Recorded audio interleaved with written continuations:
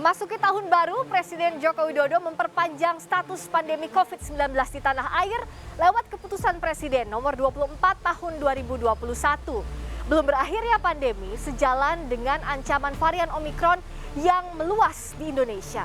Lalu bagaimana ketegasan pemerintah untuk meminimalkan ancaman Omikron dan apa langkah antisipasi jika lonjakan kasus kembali terjadi? Saya Friska Clarissa mengulas lebih lengkap untuk Anda. 254 kasus COVID-19 varian Omikron terkonfirmasi di Indonesia hingga 4 Januari lalu, kurang dari sebulan saja dari pengumuman temuan kasus pertama pada 16 Desember 2021. Pihak Kementerian Kesehatan menyebut sebagian besar kondisinya ringan dan tanpa gejala. Gejala paling banyak adalah batuk 49% dan pilek 27%, ujar Siti Nadia Tarmizi, juru bicara COVID-19 Kementerian Kesehatan. Saya coba gambarkan betapa cepatnya perkembangan data dan penyebaran varian Omikron. Saat rapat terbatas evaluasi PPKM yang digelar secara tatap muka di Istana pada Senin 3 Januari lalu, Presiden Jokowi membuka data dengan 136 kasus Omikron yang terdeteksi di Indonesia. Itu sekitar pukul 11 pagi.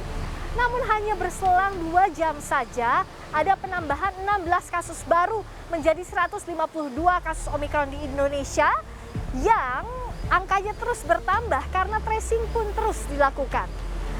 Sebagian besar kasus varian Omikron di Indonesia merupakan imported case atau berasal dari perjalanan luar negeri. Namun meskipun adanya penambahan kasus, masa karantina dipangkas dari 14 menjadi 10 hari karena pemerintah menganggap penanganan pandemi telah terkendali dan masa inkubasi varian Omikron ini 3-5 hari. Tapi Presiden Jokowi mewanti-wanti semua pihak harus melakukan langkah tegas tanpa terkecuali, yakni tidak ada lagi dispensasi karantina bagi para pelaku perjalanan luar negeri. Oleh sebab itu saya minta betul-betul utamanya yang berkaitan dengan Omikron ini adalah karantina. Jangan ada lagi dispensasi, apalagi yang bayar-bayar itu kejadian lagi. Pandemi memang masih jauh dari selesai. Presiden Jokowi pun memperpanjang status pandemi di Indonesia dengan menekan keputusan Presiden nomor 24 tahun 2021 pada 31 Desember lalu. Isinya antara lain menetapkan pandemi Coronavirus Disease 2019 atau COVID-19 yang merupakan global pandemic sesuai pernyataan World Health Organization secara faktual masih terjadi dan belum berakhir di Indonesia. Menteri Koordinator Bidang Perekonomian Erlangga Hartarto menyebut aturan itu menindaklanjuti putusan MK yang menegaskan pentingnya pernyataan Presiden atas status faktual pandemi COVID-19 di Indonesia. Sebagai dasar pemerintah tetap menjalankan program penanganan COVID-19 dan pemulihan ekonomi nasional. Sementara untuk mengantisipasi lonjakan kasus COVID-19 terutama varian Omikron, pemerintah berencana menyuntikkan vaksin booster atau dosis ketiga untuk masyarakat umum usia 18 tahun ke atas pada 12 Januari mendatang.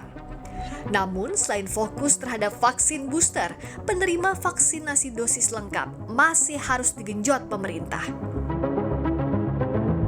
Penerima dosis lengkap atau dosis kedua vaksinasi COVID-19 hingga 7 Januari ini sebanyak 116.114.884 orang atau 55% lebih dari total 208.265.720 sasaran penerima vaksin.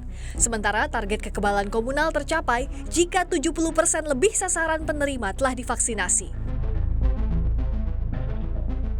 Kesiapan karantina pasca musim libur tahun baru juga tidak boleh sebatas soal penambahan lokasi, tetapi pengawasan di lapangan juga hal utama.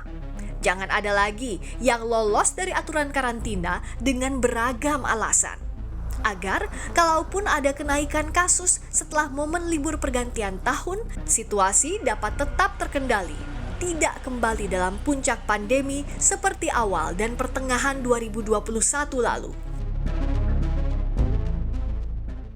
Status pandemi diperpanjang pemerintah, artinya kewaspadaan belum boleh lengah.